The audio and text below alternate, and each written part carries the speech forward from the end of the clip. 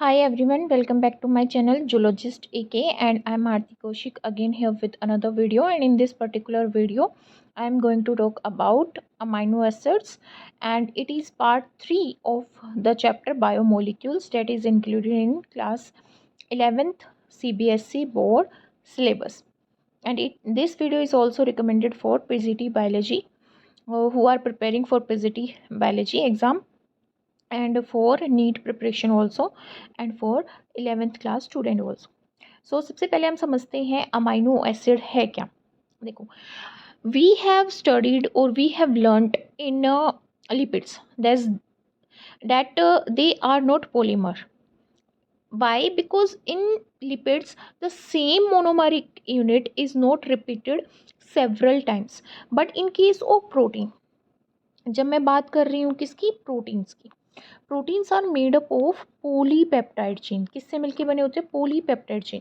Poly माने बहुत सारे, पॉली मीन्स बहुत सारे, पेप्टाइड मीन्स बॉन्ड. ठीक है, कौन सा बॉन्ड होगा? पेप्टाइड बॉन्ड होगा दो अमाइनो एसिड के बीच में. दो अमाइनो एसिड एक बॉन्ड से जुड़े होते हैं, उसको क्या बोलते हैं? पेप्टाइड बॉन्ड बोलते हैं. और ऐसे बहुत सारे पेप्टाइड बॉन्ड फॉर्म होते हैं जब एक पॉलीपेप्टाइड फॉर्म होती है. फिर पॉलीपेप्टाइड के साथ या तो शुगर बाइंड होगी, मीन्स कार्बोहाइड्रेट बाइंड होगी, या लिपिड बाइंड होगा, और या फिर कोई हमारा क्या बाइंड होगा? मेटल बाइंड होगी, नॉन मेटल बाइंड होगी, कोई भी मिनरल बाइंड होगा. ठीक है, और वो फिर डिफरेंट डिफरेंट फॉर्म्स ले लेगा जिसको हम प्रोटीन बोलेंगे. अब प्रोटीन भी अलग अलग होगा, कोई एंजाइम फॉर्म करेगा, कोई हार्मोन्स फॉर्म करेगा, कोई हमारा दूसरे टाइप का प्रोटीन फॉर्म करेगा, स्ट्रक्चरल प्रोटीन फॉर्म करेगा. ठीक है, तो अमाइनो एसिड क्या है? Organic compound. ऑर्गेनिक कंपाउंड मैंने बताए हैं हाइड्रोकार्बन्स होते हैं, मीन्स इनके अंदर हाइड्रोजन और कार्बन ही होती है. तो अमाइनो एसिड भी ऑर्गेनिक ही कंपाउंड है, बस फ़र्क क्या है कि इनके अंदर एक अमाइनो ग्रुप है, एक carboxylic group, NH3 positive and COO negative, COO negative. ठीक है, ये ग्रुप प्रेजेंट है, इनको हम क्या बोल रहे हैं? Amino acid. तो हम जो एक अमाइनो एसिड होता है उसका स्ट्रक्चर क्या होता है? अमाइनो एसिड में एक कार्बन कंपाउंड है. अब कार्बन, अगर मैं कार्बन से 4 हाइड्रोजन बाउंड कर दूं तो इसको हम मीथेन बोलते हैं. मीथ वर्ड इसलिए यूज़ किया गया है क्योंकि एक कार्बन है. ठीक है, एन वर्ड इसलिए यूज़ किया गया है क्योंकि यहाँ पे क्या है? सिंगल बॉन्ड फॉर्म कर रही है हाइड्रोजन. अब इस हाइड्रोजन को हटा के मैं कार्बोक्सिलिक ग्रुप लगा देती हूँ यहाँ पे, इसको हटा के मैं NH3 लगा देती हूँ, अमाइन ग्रुप लगा देती हूँ. तो ये क्या हो जाएगा? यहाँ पे अमाइन ग्रुप आ गया और यहाँ पे कार्बोक्सिलिक ग्रुप आ गया. ठीक है, यहाँ पे हाइड्रोजन प्रेजेंट है, इस हाइड्रोजन को हटा के मैं आर ग्रुप लगा दूंगी. आर ग्रुप मेरा एलिफेटिक चेन भी हो सकती है, लॉन्ग चेन भी हो सकती है, एरोमेटिक भी हो सकती है. ठीक है, तो आर की जगह पे वेरी करेगा कि क्या प्रेजेंट होगा. तो यहाँ पे ये मेरा कार्बन है जिससे एक हाइड्रोजन बाइंड है, एक आर ग्रुप बाइंड है, एक कार्बोक्सिलिक ग्रुप बाइंड है, एक अमाइनो ग्रुप बाइंड है.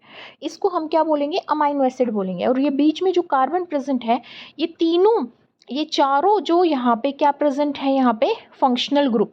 ये सारे के सारे फंक्शनल ग्रुप एक दूसरे से डिफरेंट है, वेरी करते हैं, इनकी स्ट्रक्चर भी डिफरेंट है, इनकी प्रॉपर्टीज़ भी डिफरेंट है. दैट्स वाई कार्बन जो मिडिल में प्रेजेंट है इसको हम क्या बोलते हैं? Alpha carbon atom. तो एक अमाइनो एसिड के अंदर एक अल्फा कार्बन होता है जिससे 4 डिफरेंट फंक्शनल ग्रुप अटैच होते हैं, एक कार्बोक्सिलिक ग्रुप, एक अमाइनो ग्रुप, एक hydrogen.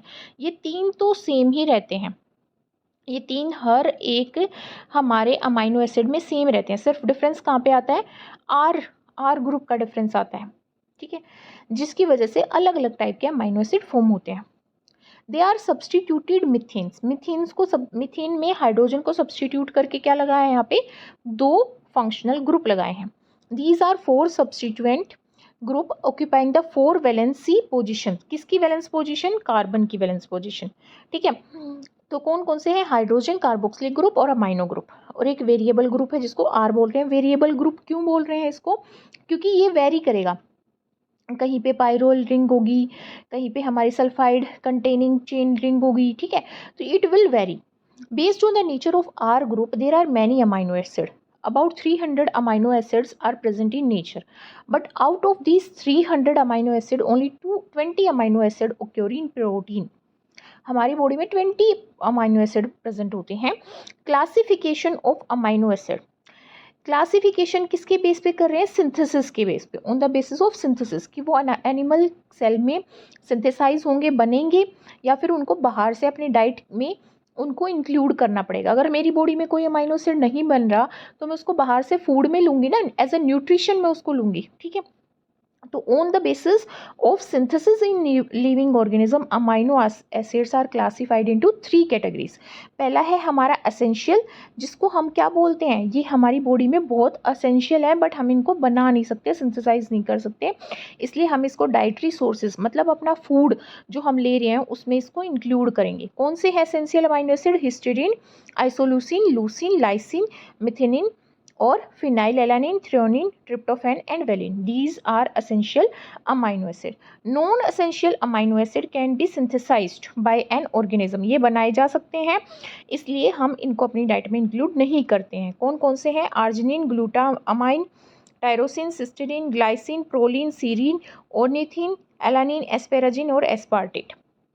Semi essential amino acid ये एसेंशियली रिक्वायर्ड होते हैं एक ऑर्गेनिज्म के द्वारा, पर कब रिक्वायर्ड होते हैं? एक पर्टिकुलर फेज़ में, जब हम किसी लाइक फॉर एग्जांपल प्रेगनेंसी के टाइम पे बेबी को ग्रो करने के लिए चाहिए कोई अमाइनो एसिड, प्रोटीन फॉर्मेशन करनी है उस टाइम पे हो गया, या मैं ग्रो कर रही हूँ, मेरी डेवलपमेंट हो रही है, तो एक पर्टिकुलर फेज़ पे बॉडी ग्रोथ के या लैक्टेशन पीरियड में, जैसे प्रेग्नेंट मदर्स को चाहिए लैक्टेशन पीरियड में एक पर अमाइनो एसिड, तो वो होंगे सेमी एसेंशियल अमाइनो एसिड, कि चाहिए तो है पर हमेशा नहीं चाहिए, ठीक है। अब कुछ केमिकल नेचर होता है अमाइनो एसिड का, किसके बेस पे? आर ग्रुप के बेस पे। कहीं पे आर ग्रुप कुछ लगा हुआ है, कहीं पे आर ग्रुप कुछ लगा हुआ है, उस आर ग्रुप के बेसिस पे हम अमाइनो एसिड को उसकी केमिकल नेचर के अकॉर्डिंग, क्योंकि आर ग्रुप क्या करेगा? R group is a functional group. अब फंक्शनल ग्रुप क्या करते हैं? केमिकल प्रॉपर्टी चेंज करते हैं अमाइनो एसिड की, इसलिए यहाँ पे केमिकल नेचर के अकॉर्डिंग अमाइनो एसिड को हम डिफरेंट टाइप में क्लासीफाई करते हैं। जैसे neutral, contain 1 amino group and 1 carboxylic. अब अमाइनो ग्रुप पे पॉजिटिव चार्ज होता है, कार्बोक्सिलिक ग्रुप पे नेगेटिव चार्ज आ जाता है, तो पॉजिटिव नेगेटिव को न्यूट्रल कर देता है, इसलिए हम इसको क्या बोलते हैं? न्यूट्रल अमाइनो एसिड, क्योंकि एक ही अमाइनो ग्रुप है और एक ही कार्बोक्सिलिक ग्रुप है। एग्जाम्पल है इसका glycine, alanine, valine, leucine and isoleucine. Acidic जो हमारा कार्बोक्सिलिक ग्रुप को एक एडिशनल कार्बोक्सिलिक ग्रुप वो कंटेन करते हैं। क्या करते हैं? एक एडिशनल कार्बोक्सिलिक ग्रुप वो कंटेन करते हैं यहाँ पे, जिसकी वजह से क्या आ जाता है उसमें? हमारा नेगेटिव चार्ज आ जाता है। जैसे हम यहाँ पे बात करें, ग्लूटामिक एसिड है हमारा, एस्पार्टिक एसिड है, ठीक है, एस्पेराजीन है हमारा, और क्या है हमारा? ग्लूटामीन है। ये जो नीचे गिवन है यहाँ पे, if it is visible to you, इनमें एक एडिशनल चेन के अंदर एक एडिशनल कार्बोक्सिलिक ग्रुप प्रेजेंट होता है, जिसकी देखो एक यहाँ पे प्रेजेंट है, एक यहाँ पे, एक यहाँ पे, एक यहाँ पे, सेम यहाँ पे भी और यहाँ पे भी प्रेजेंट है, ठीक है। यहाँ पे हम देखें और यहाँ पे देखें, इसके केस में यहाँ पे और यहाँ पे, तो इस वजह से दो एडिशनल ग्रुप होने की वजह से यहाँ पे नेगेटिव चार्ज आ जाता है और एसिडिक नेचर आ जाता है, क्योंकि यहाँ पे acidic compound, carboxylic group is an acidic compound, ठीक है, वो ज़्यादा है। बेसिक क्या है? जिसमें एक एडिशनल अमाइनो ग्रुप होगा। अब अमाइनो ग्रुप क्या देता है? बेसिक नेचर देता है। अब बेसिक अमाइनो एसिड हमारे क्या है? Arginine and valine. Arginine, lysine, sorry valine नहीं, lysine and histidine, these are basic amino acid, क्योंकि इनमें एक एडिशनल अमाइनो ग्रुप हमारा अटैच हो जाता है चेन के अंदर, ठीक है। In neutral solution amino acid molecules exist at dipolar zwitterion form. Zwitterion form का मतलब क्या है? ज्विटर-आयन का फॉर्म का मतलब है दिस फॉर्म। देखो आपको क्या दिख रहा है? यहाँ पे एक मेरे पास अमाइनो एसिड है, बीच में मेरा अल्फा कार्बन एटम है, यहाँ पे मेरा कार्बोक्सिलिक ग्रुप था जिसपे हाइड्रोजन प्रेजेंट थी, यहाँ पे मेरा NH3 पॉजिटिव ही प्रेजेंट था, ठीक है। तो देखो पहले जब हमारा, देखो हमें पता है पीएच होता है, पीएच क्या होता है? Negative logarithm of concentration of hydronium ion या फिर हाइड्रोजन आयन। हाइड्रोजन आयन की कंसंट्रेशन को बताता है pH by raising the power of 10। जैसे मैंने 10 की पावर -2 लिख दिया, इसका मतलब क्या है कि मेरे पास 2 पीएच का कोई सब्सटेंस है, ठीक है, 2 पीएच का सब्सटेंस है। अगर मैंने 10 की पावर यहाँ पे -5 लिख दी, इसका मतलब है 5 पीएच का मेरे पास कोई सब्सटेंस है, ये मेरे को पीएच बताता है। अब पीएच क्या होता है? पीएच की रेंज वेरी करती है 0 to 14, बीच में होता है न्यूट्रल, 7 पे न्यूट्रल होता है, ठीक है। इससे नीचे होता है एसिडिक और 7 से ऊपर होता है बेसिक, ठीक है। अब मान लो कोई भी कोई भी हमारा अमाइनो एसिड है जिसमें एक तो हमारा एसिडिक ग्रुप है जिसको हम कार्बोक्सिलिक ग्रुप बोलते हैं, एक हमारा बेसिक ग्रुप है जिसको हम अमाइनो ग्रुप बोलते हैं, ठीक है। अब इसमें भी हाइड्रोजन प्रेजेंट है और हमारे कार्बोक्सिलिक ग्रुप में भी हाइड्रोजन प्रेजेंट थी ना। तो यहाँ पे अलग अलग पीएच में हमारा अमाइनो एसिड अलग अलग तरह से बिहेव करता है। देखो, जब पीएच कम होता है तो कार्बोक्सिलिक ग्रुप पे भी हाइड्रोजन प्रेजेंट होती है, अमाइनो ग्रुप पे भी हाइड्रोजन प्रेजेंट होती है। तो इसमें को बोलते हैं protonated state. Proton word use किया जाता है हाइड्रोजन एटम के लिए, और hydrogen atom positive charge contain करती है, ठीक है। तो यहाँ पे हमारा प्रोटोनेटेड है क्योंकि कार्बोक्सिलिक ग्रुप में भी हाइड्रोजन है, अमाइनो ग्रुप में भी एक एक्स्ट्रा हाइड्रोजन है, ठीक है। पर ज्विट्राइन फॉर्म ऐसी होती है जहाँ पे हमारा NH3 पॉजिटिव होता है और कार्बोक्सिलिक ग्रुप अपनी एक हाइड्रोजन को लूज कर देता है, जिसकी वजह से इस पे नेगेटिव चार्ज आ जाता है और यहाँ पे पॉजिटिव चार्ज होता है। अब नेगेटिव पॉजिटिव को न्यूट्रल कर देता है। तो यहाँ पे ज्विट्राइन ऐसा पीएच होता है जो आई हमारा पीएच के इक्वल होता है। पी क्या है? आइसो इलेक्ट्रिक पॉइंट, एक ऐसा पीएच जहाँ पे हमारा जो अमाइनो एसिड है वो प्लेन ऑफ पोलराइज लाइट को रोटेट नहीं करता। रोटेट नहीं करने की वजह से वो न्यूट्रल रहता है, वो बैलेंस्ड स्टेट में रहता है क्योंकि उसने एक हाइड्रोजन लूज कर लिया है, जिसकी वजह से कार्बोक्सिलिक ग्रुप पे नेगेटिव चार्ज आ गया है, वो पॉजिटिव चार्ज को न्यूट्रलाइज कर रहा है। फिर जब हाई पीएच पे जाता है ये अमाइनो एसिड, तो इसका जो अमाइनो ग्रुप है वो भी एक अपनी हाइड्रोजन लूज कर देता है, जिसकी वजह से वो चार्ज को लूज कर देता है। चार्ज को लूज करने की वजह से यहाँ पे नेगेटिव ओवरऑल चार्ज के साथ जाता है नेगेटिव, क्योंकि कार्बोक्सिलिक ग्रुप पे क्या था? नेगेटिव चार्ज था। तो हमें पता चला कि पीएच जब पी से कम या ज़्यादा होगा तो चार्ज आएगा, यहाँ पे पॉजिटिव आएगा, यहाँ पे नेगेटिव आएगा। बट जब पीएच हमारा आइसो इलेक्ट्रिक पॉइंट पे होगा, ऐसा पीएच जहाँ पे हमारा amino acid plane of polarised light को रोटेट ना करे, वहाँ पे हमारा अमाइनो एसिड पे अमाइनो ग्रुप पे पॉजिटिव चार्ज होगा, कार्बोक्सिलिक ग्रुप पे नेगेटिव चार्ज होगा, और वो दोनों न्यूट्रल कर देंगे एक दूसरे को, इसलिए यहाँ पे अमाइनो एसिड न्यूट्रल होगा और इसी को ज्विट्राइन बोलते हैं। अब यहाँ पे क्लासिफिकेशन है किसका? अमाइनो एसिड का, on the basis of metabolic fate. देखो, मेटाबॉलिज्म क्या होता है? What is metabolism? मेटाबॉलिज्म क्या है? मेटाबॉलिज्म एक ऐसी प्रोसेस है जो सबकी बॉडी में होती है, जो भी लिविंग ऑर्गेनिज्म है। इसको दो में क्लासिफाई करते हैं, कैटाबॉलिज्म में और एनाबॉलिज्म में। कैटाबॉलिज्म का मतलब होता है यहाँ पे ब्रेकडाउन। कैटाबॉलिज्म का मतलब क्या है? ब्रेकडाउन, ठीक है। कोई सब्सटेंस यहाँ पे टूट रहा है, ब्रेकडाउन हो रहा है। एनाबॉलिज्म का मतलब है फॉर्मेशन। क्या है इसका मतलब? फॉर्मेशन। कैटाबॉलिज्म का मतलब मैंने बोला कि ब्रेक डाउन हो रहा, तो ब्रेक डाउन किसका होगा? मान लो मैंने अपनी डाइट में कोई भी प्रोटीन लिया है, ठीक है, तो वो प्रोटीन मेरा किस में टूट जाएगा? अमाइनो एसिड में टूट जाएगा। कार्बोहाइड्रेट लिया है, वो ग्लूकोज में, फ्रक्टोज में टूट जाएगा, ग्लूकोज में टूटेगा, फ्रक्टोज में टूटेगा, क्योंकि ये मोनोमेरिक यूनिट है। फैट लिया है, लिपिड लिया है मैंने, लिपिड लिया है तो फैटी एसिड और ग्लिसरॉल में टूट जाएगा। अब ये जो प्रोडक्ट टूटे हैं, ग्लिसरॉल जाके किससे बाइंड होगा? एक चेन से बाइंड होगा, दोबारा लिपिड फॉर्म करेगा, या फिर वो जाके मेरे प्रोटीन से बाइंड होगा, या फिर वो कुछ और चीज़ फॉर्म करेगा, कोलेस्ट्रॉल वगैरह फॉर्म करेगा, ठीक है। ऐसे ही अमाइनो एसिड जुड़ के अलग प्रोटीन फॉर्म करेंगे। ऐसे ही यहाँ पे मेरा कार्बोहाइड्रेट है, वो प्रोटीन से जाके जुड़ सकता है, प्रोटीन का नेचर चेंज कर सकता है। तो यहाँ पे जो अलग अलग मेरे सब्सटेंस टूटे थे, वो अलग अलग चीज़ें बनाएंगे मेरी बॉडी में, अलग अलग टाइप के प्रोटीन बनाएंगे, ठीक है। मेरी बॉडी के सेल्स के अलग अलग कंपोनेंट बनाएंगे, कॉन्स्टिट्यूएंट फॉर्म करेंगे, ठीक है। इसको बोलते हैं एनाबॉलिज्म। तो इसने बोला कैसे हमारे अमाइनो एसिड का मेटाबॉलिज्म होता है, कैसे वो डाइजेस्ट होते हैं और कैसे वो यूज़ किए जाते हैं हमारी बॉडी में। उसके बेसिस पे हम अमाइनो एसिड को 3 क्लासेस में क्लासीफाई करते हैं: glucogenic amino acid, glucogenic and ketogenic amino acid and ketogenic amino acid. Glucogenic amino acid क्या होते हैं?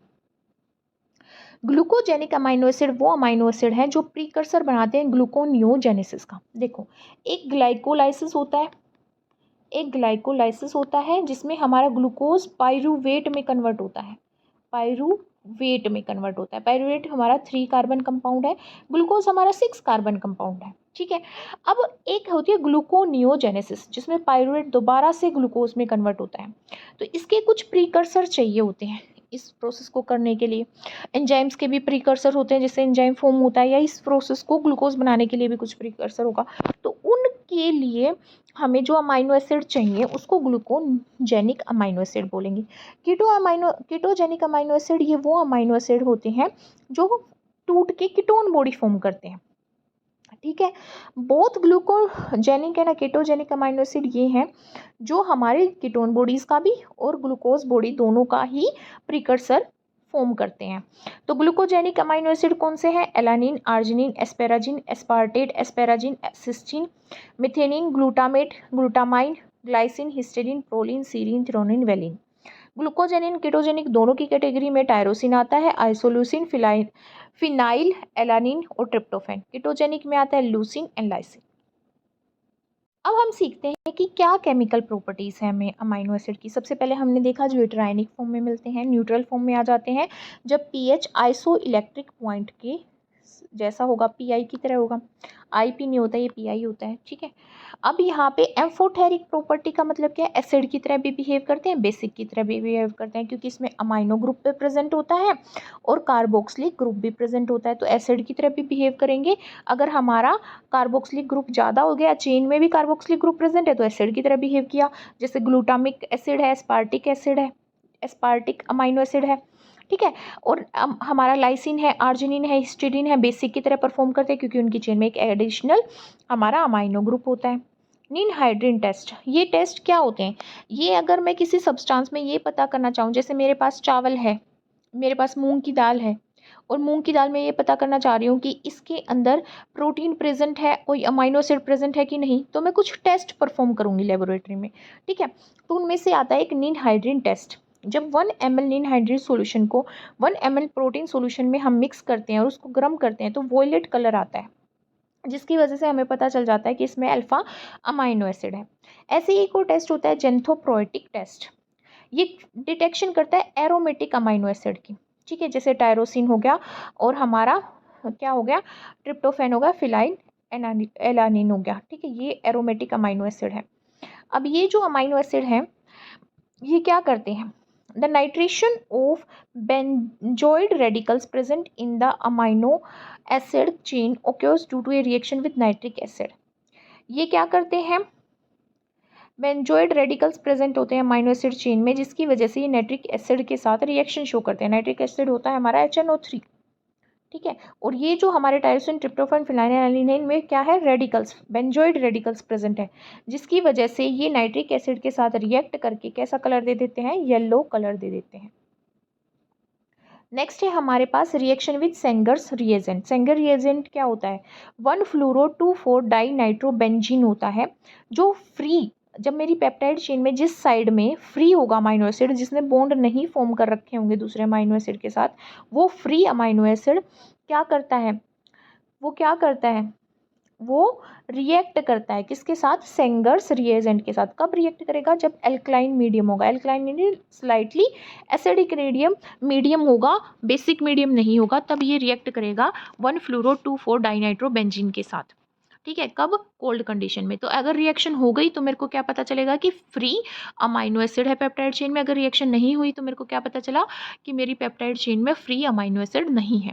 Reaction with nitrous acid, nitrous acid amino group के साथ रिएक्शन करता है और नाइट्रोजन दे देता है और हाइड्रोक्सिल ग्रुप फॉर्म करता है। ठीक है, इस पर अब नाइट्रोजन का लिबरेशन मेरे को क्या बताएगा कि ये नाइट्रस एसिड के साथ रिएक्ट कर रहा है। अब नाइट्रिक एसिड के साथ रिएक्ट कर रहा है तो मेरे को पता चलेगा कि इसके अंदर अमाइनो ग्रुप है। अब अमाइनो ग्रुप प्रेजेंट है तो मेरे को पता चलेगा कि ये क्या है? Alpha amino acid. What are the functions of amino acid?